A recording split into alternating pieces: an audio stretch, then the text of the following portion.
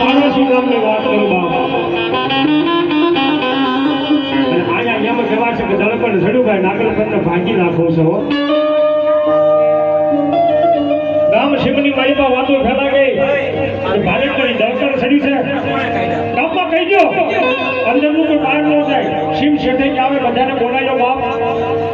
અને જે કોઈ સુરા લડવૈયા રજપૂત છે જે નાગાજન બાપુ છે એ તો એમ કહેવા છે કે બરવાળા ગામે મહેમાન ગતિ કરવા ગયા છે. કોઈ લડવા વાળું છે એની બાપો.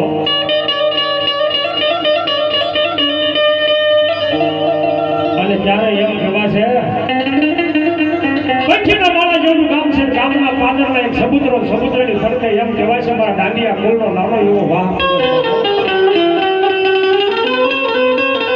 ભરેની ઉંમર હતી બાપ. હજી હકા દાદાનો ઢોલ પડ્યો ત્યારે નાગલ પર દર્શન કરવા જાય બાબો. અને એને કીધું બાપ નાગલ બાબુ ભલે કરવાના ગામની મહિમા કદાચ ગયા હોય એ મને બાવડું પકડીને ગોગા છત્રી માથે તો સડાવો બાપ. અને મને તો ખંભાની માલિપા ઢોલ આપો. એમ કહેવાય છે કે નાગલકર પર ગામની માલિપા છત્રી માથે જેથી એમ કહેવાય છે કે હકા દાદાએ ઢોલ વગાડ્યો તો અને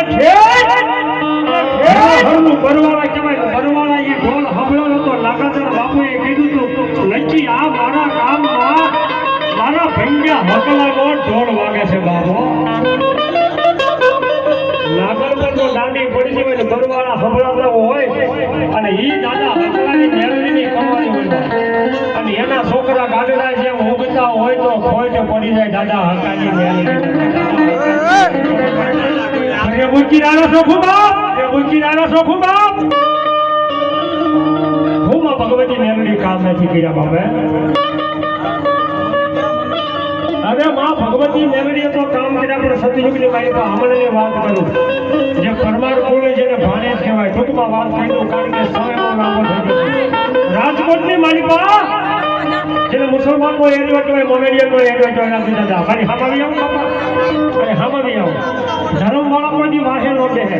વાહે કોણ બેઠો હોય નિર્દન્યા હોય જેના બાપ દાદાએ સાબ સાંજમાં નો દીધા હોય એના છોકરા વાહે બેઠા હોય બીવે એને એમ મેળું માગશે તો શું કરું.